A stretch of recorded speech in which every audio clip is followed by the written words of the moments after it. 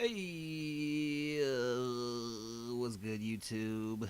Jason Levi here with Northwest Podcast. I really don't have shit to talk about, honestly. There's a couple of things I want to talk about, but I just really feel like fucking talking. I feel like making a fucking podcast. And it usually doesn't turn out good when I when I feel this way. I mean, if when I feel like making a podcast, I usually draw on like for fucking 20 minutes about dumb bullshit that nobody gives a fuck about. Um, and Lord Benzai. Is that how I say that? Lord Benzai? My homie Lord Benzai. I think that's his name. He was one of the guys who supported me from the very get. And he's stuck with me all the way through. Just like Purple Pill, my homie Purple Pill. Um, fuck, I can't remember Purple Pill's real name. Anyway, I was just watching his vids, so that kid he came up.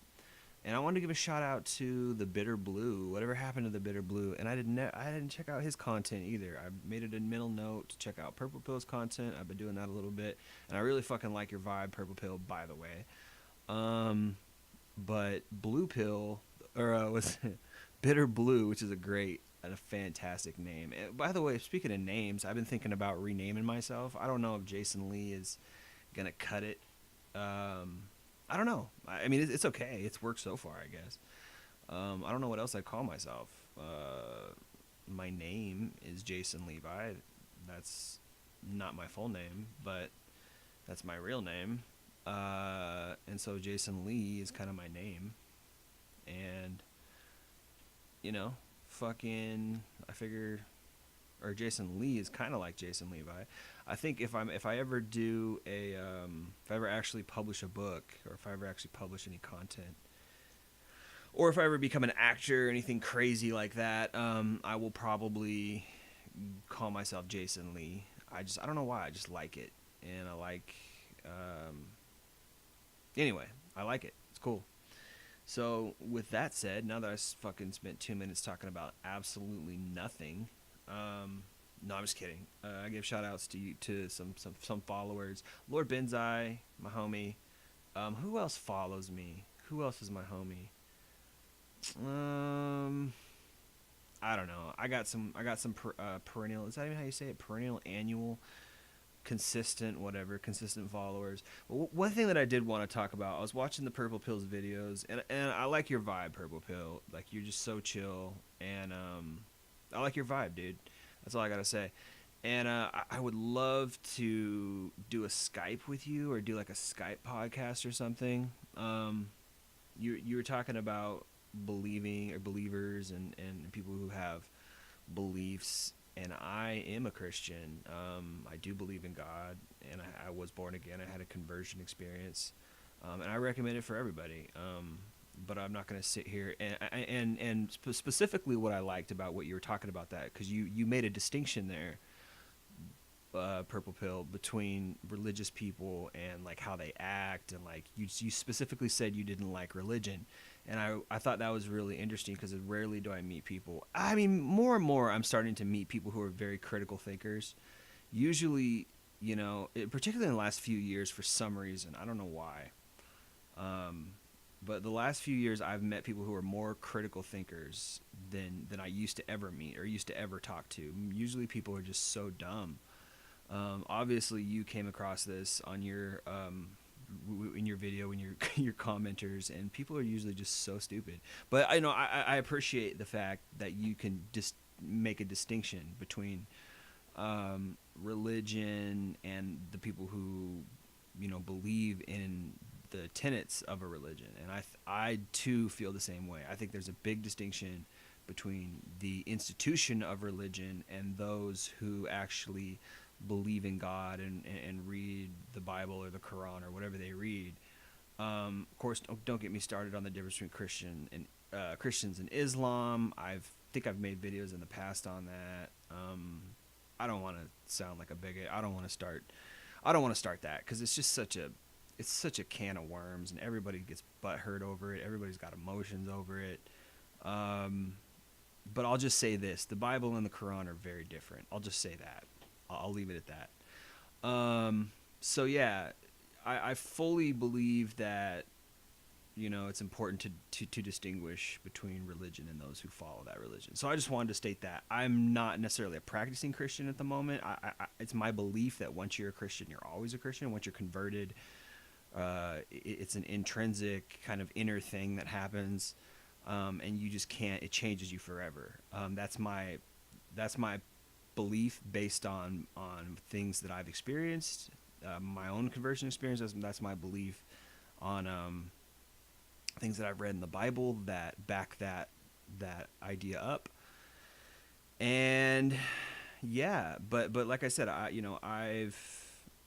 being a Christian is a very, very difficult endeavor. Even I think Jesus even said it was like impossible. Like man can't do it, but God, he said, with God all things are possible. Just Google that term and you can look up the context of that verse.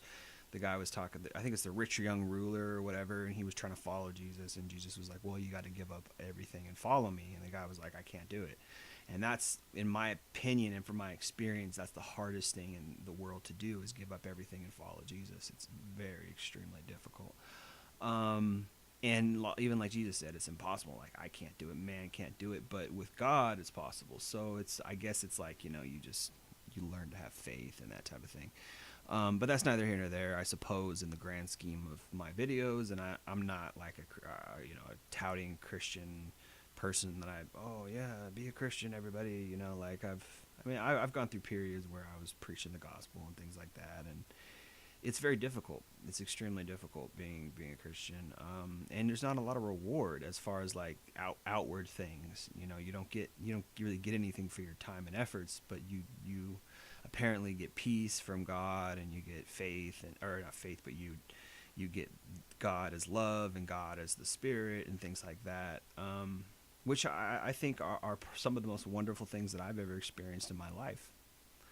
I've never felt peace and relief, and happiness like in my core than I have felt when was loving God and pursuing God and going to church and things like that. And actually, going to church is a whole nother can of worms, because it's like there's so many different churches, and that's a really big issue.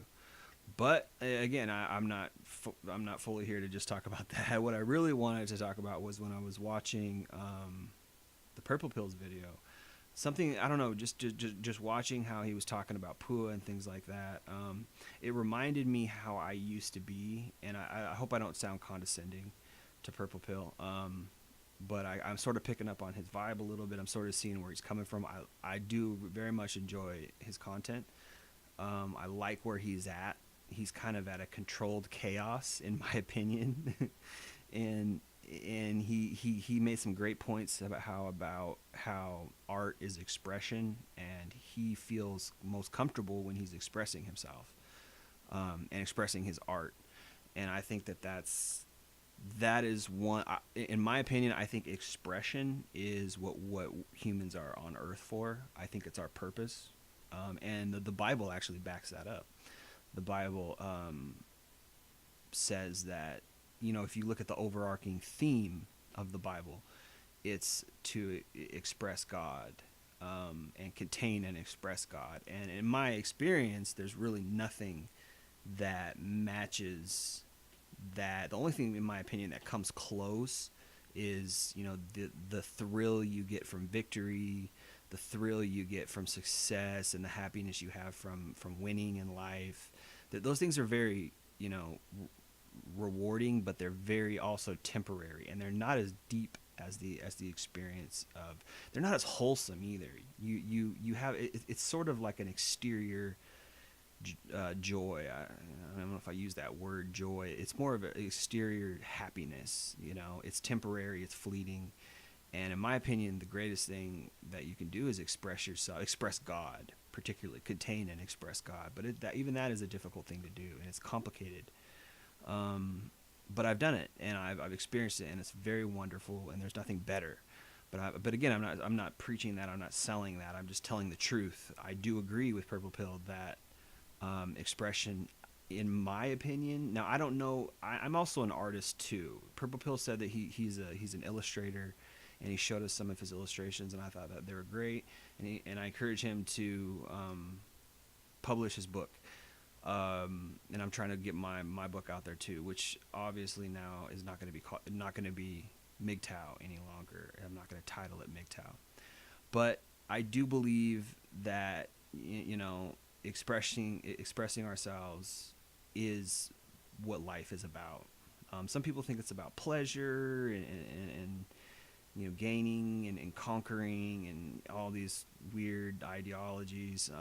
In my experience, those things are way fleeting. There's nothing as good as expressing yourself. There's nothing as good as, whether it's poetry. For me, it was hip hop.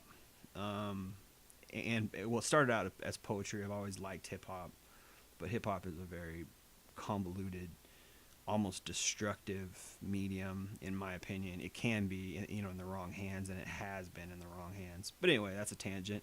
So for me, it was hip hop. Expressing myself was hip hop, and I never got famous or anything like that, but I loved it. I loved talking about it, or not talking about it. I loved writing down lyrics. I loved expressing how I felt, that type of thing, because it was such a relief, in a way, because it was like, well, here's how I feel, and I want to tell people about it, and it's very much, it's almost like communication. There's such a thing as expression, and there's such a thing as communication, and I believe if you combine those two things, in my opinion, you have, what God intended, the church, right? You do have that in the church, but if outside of the church, if you're not a believer, you're not in the church or whatever, I think those two things are key to life.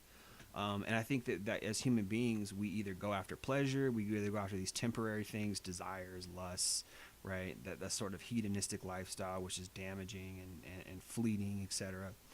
Or we adhere to more like art things. And I think this is Nietzsche. I believe that's kind of Nietzsche's philosophy, is that,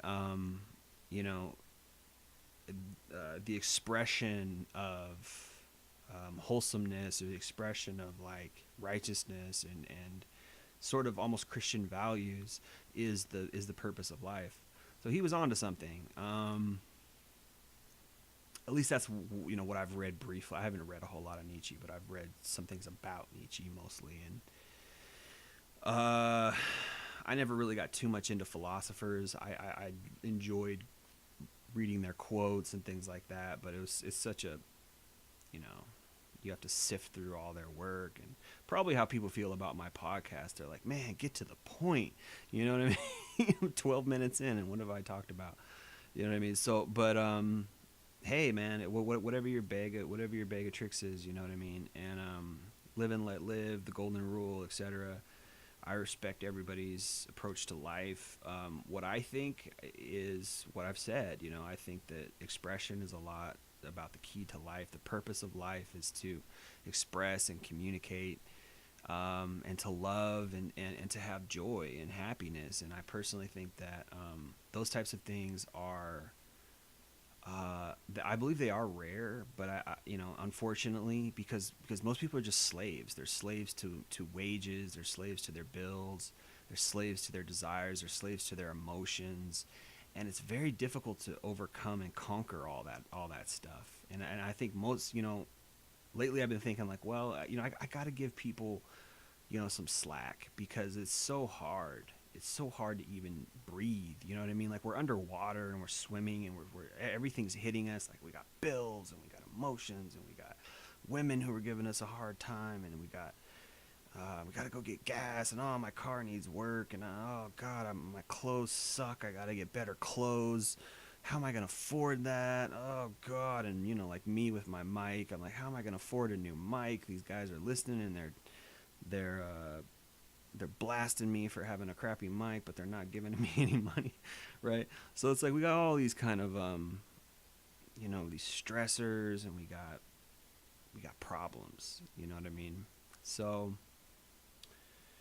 I don't believe that it's conquering. I don't believe life is about conquering, you know what I mean? I don't believe it's about, oh yeah, I'm gonna cut this guy off in line, so I'm better than him. And I think people are just, they always do that. They're always like, oh yeah, well I don't, you're a pussy, you're this or you're that, and they're always trying to put other people down so they can lift themselves up.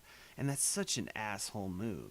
But it's so common. It's just which is, I can't say everybody, but it's like so many people do that. So many people. I'd say 7 or 8 out of 10.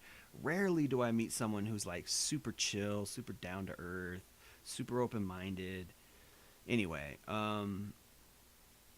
so it's a crazy thing, man. Life, and as I was watching Purple Pill's videos, I was like, wow, it reminds me of like when I was so idealistic when I was younger, um, and I was so like my ego and like and I apologize, Purple Pill, if it sounds like I'm blasting you. I mean, I don't know if this is how you really are, but it's reminded me of like how I was.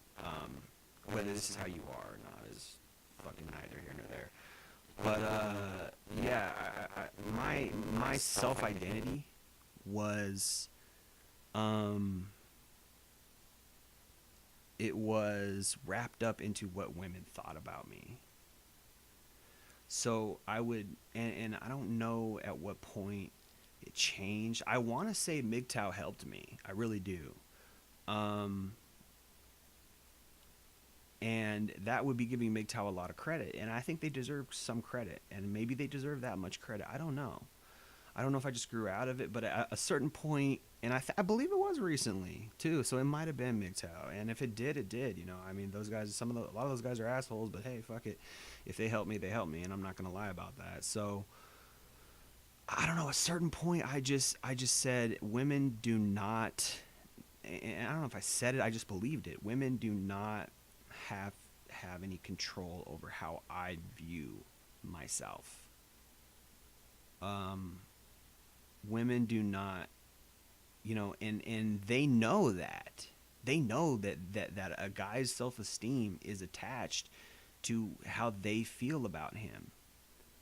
And to them it's power, and it is power insofar as the man, allows her to do that. For, like I said, forgive me, Purple Pill, if I'm being critical, if it sounds like, I'm attributing this onto you, because I don't know if this is how you are, but it just, for some reason, just watching your video, that came up in my heart. So I felt like I wanted to talk about it. Really though, we should not put, as men, we should not put our value of ourselves on how women think about us, because ultimately it doesn't matter what they think about us, whether or not 99 out of 100 women think we're ugly losers. It doesn't matter. You know what I mean? They don't deserve that much power. They really don't. They don't deserve it, because they get everything handed to them. They get female privilege. They get to walk around living in a life full of double standards.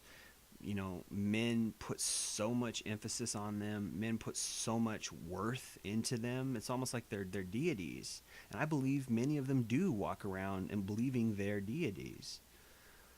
But it's a sad scenario, because at some point that's going to go away. And they might be beautiful until they're 70, but at some point they're going to die. At some point they're going to lose their looks. At some point they're not going to be that any longer. And then it's like, well, what purpose did you serve, ladies? What purpose did you serve? Did you help anyone? Did you do anything good? Or did you just walk around being a selfish cunt, manipulating men, playing with their emotions, etc., etc.?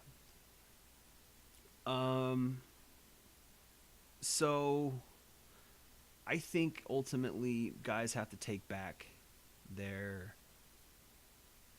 you have to take back your self-esteem. You have to take control of your own destiny. You have to take control of, man, I'm just thinking how weird of a podcast this is. This is one of my most weirdest podcasts. But anyway, yeah, you got to take care of your own stuff, man. And what I mean by that is you need to generate your own self-worth. You need to love yourself. You need to believe it. not just say, "Oh, I love myself. Oh, I'm good. I'm confident. I'm this that." We what we speak to each other, or excuse me, what we speak to ourselves, our our self narrative, oftentimes is little iffy. It's a little sadistic. It's a little self masochistic. We often are mad at ourselves. We want ourselves to be better, and I don't know why.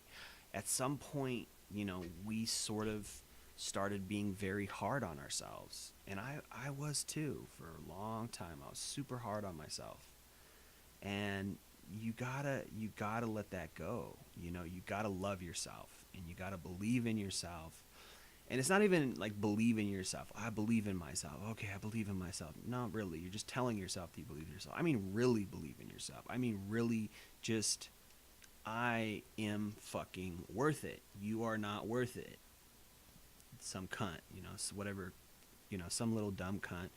She's just below you. The only thing she has over you is her looks. That's it. She's not a good person 9 times out of 10.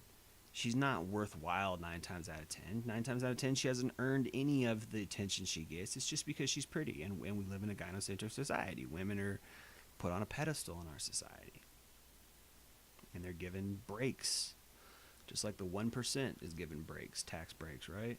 They're given breaks that guys don't get, you know? So you have to really, really, really have confidence in yourself. Really, you are fucking worth it. You are better than those bitches, and that's just true.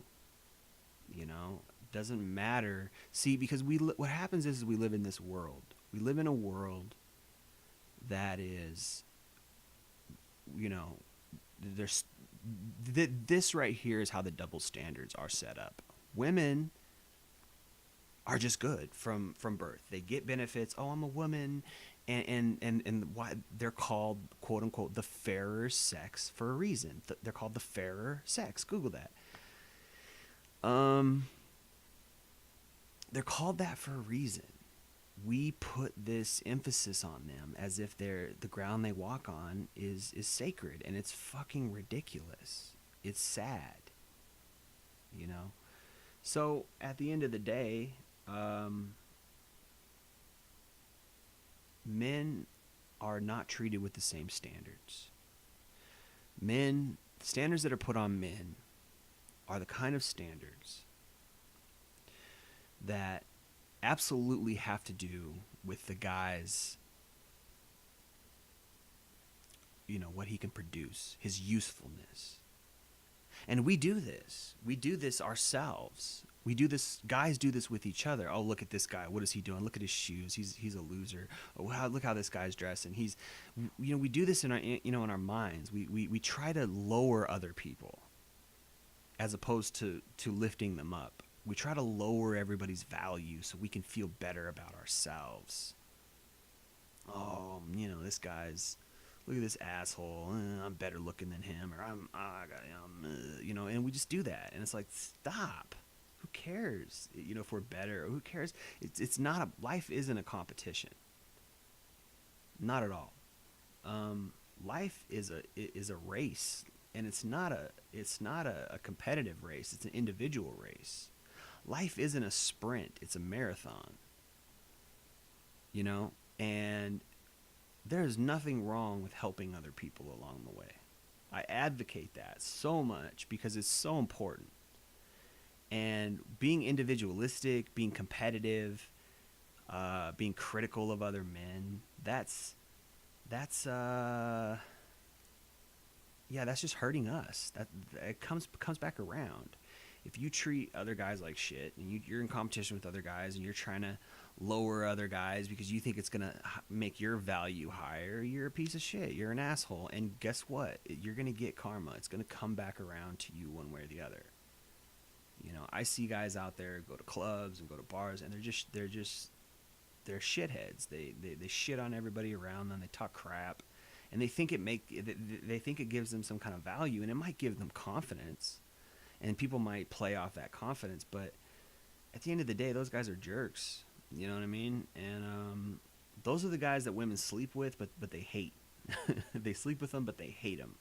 you know. And so guys are like, oh yeah, let's act like this guy. He's a jerk, but he gets women, so I'm gonna act like him, and maybe I'll get women. And honestly, women who do sleep with those kind of guys, I mean, they got low self-esteem. They're kind of losers themselves if you really think about it. What do they have to offer? Their body, their good looks. I mean, what do you not have anything more than that, lady? Do you not have anything more than that to offer the world, females? You know what I mean? So look for value in women and always value yourself. You know, live by the golden rule, you know, and stop beating yourself up.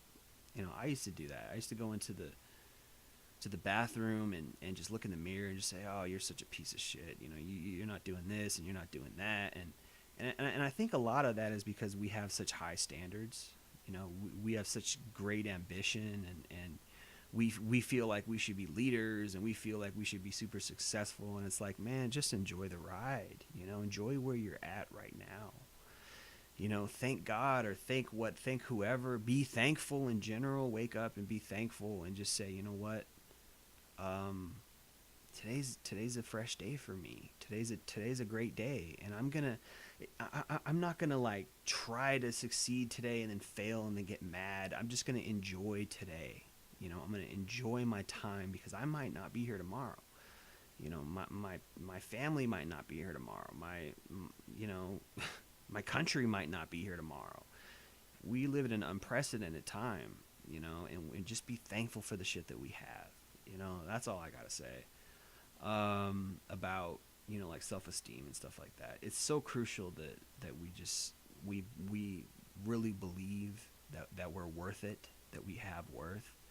And I remember when I was younger, I would really put my self-worth on how other people viewed me, and I would really care about women, like, oh, I don't get women, I don't get laid, so I haven't been laid in like a month, or I haven't been laid in 2 years or so, or whatever, and so I must be a loser or something. And to me, that's like you're listening to what other people say about you. You're playing off of other people's, um, you know, views on you, or other people's standards on life. Okay, well, this guy bangs Instagram models in his part time, in his, you know, in his spare time on the weekends. Great. Well, good for him. Is he happy? Maybe, or he might not be happy. You don't know. I don't know. If he's happy, well, good for him. Like what is that? Like, who cares? I don't envy that guy. I'm not jealous of that dude. I'm just like, okay, well, that's awesome. You bang Instagram models. I wish I could. I can't. So I'm gonna move on. It doesn't make any sense to sit there and feel sorry for something you can't change. You try, and if you don't succeed, then you move on. You move on to something else. And it's about, you know, loving yourself and saying and forgiving yourself. Okay, I messed up. Okay, I might be a failure in these things, but I'm really good at these things. You know, focus on things that you are good at. And just stop being so critical of yourself. You know, we all need to stop being so critical. I used to be so critical, and I'm still critical sometimes of myself. And it's just, to an extent, that's helpful when it helps you improve. Like, you know, for instance, like, you know, I'm in the gym, and I'm kind of slacking off a little bit, and I need to do better. I need to go harder, and so I tell myself, okay, you need to go harder, and then you go harder. But that's constructive criticism. But there's criticism that's damaging criticism. There's criticism that even some people might think it's constructive. You know, like, for instance, these Republicans, you know, these alt-righters who think that, oh, I'm going to tell you the truth, and it doesn't matter how angry or vicious and accusatory I am towards you, it's the truth, so therefore it's constructive criticism. Well, sometimes constructive criticism isn't really constructive. A lot of times it's not, particularly with people who really don't know how to, you know, how to be gracious, you know, to other people, or how to say things in a way that is more encouraging as opposed to tearing down. And this all goes back to what I really want to start talking about this next, you know, near future, is how men treat each other. You know, I think it's so crucial. It's so crucial. We have to build each other up, and it's not about being selfish anymore. I don't think that's what it is. And again, I'm not preaching some communist weird, kind of pseudo village mentality. I'm just saying, how you treat other people has a lot to say about you. And believe it or not, if you treat other people kindly, if you treat other people fairly, and you treat other people if you build other people up, women will notice that. Good women, quality women will notice that about you. And believe it or not, one of these things that I've been learning lately is women notice things about men's character, and they don't say anything. They notice, but they don't say anything. They don't talk about it. They're very silent in their judgments about guys, and a lot of it is judging your character, judging what you say and these kinds of things and how you act. So guys don't get away with it. We think that they do, but they really don't.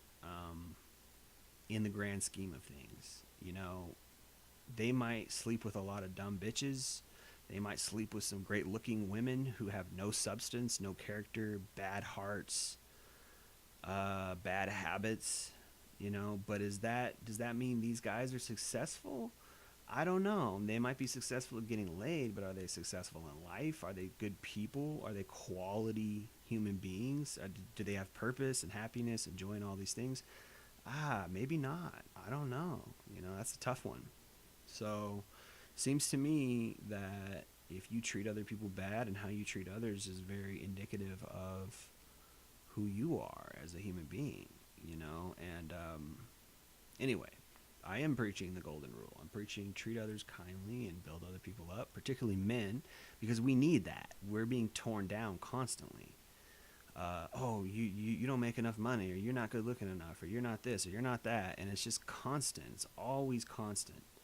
And so when other men treat each other kindly, they're egalitarian towards one another, they're helpful, they look out for one another. That type of thing is that's really important, and that's really good. So that's all I want to say, guys. I just really wanted a podcast. I knew this was going to be a long podcast because of that, so it's not going to be.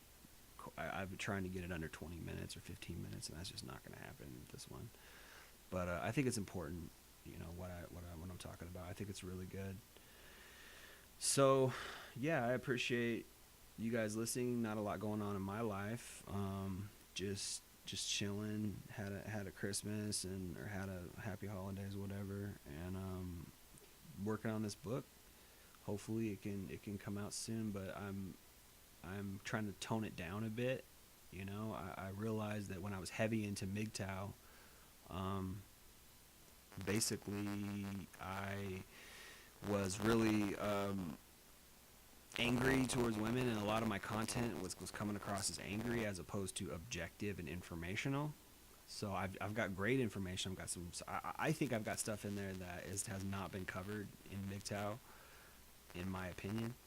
I don't know. Maybe there's some stuff that I covered that somebody else covered, and I just haven't uncovered what they had already gone over, or I haven't realized that they already did that. I don't know, but I think it's really important. But I might have to re-edit it and rewrite a lot of it, because a lot of it is kind of angry, and I think it was because I was deep into MGTOW and deep into the MGTOW groups and talking with MGTOW guys, and I got a lot of that fascism kind of flavor in there, and I think if I'm gonna publish this, if it's gonna sell, like, people are gonna buy it on a national level, which is what I would hope, it's got to be toned way down, because right now it's sounding like Mein Kampf.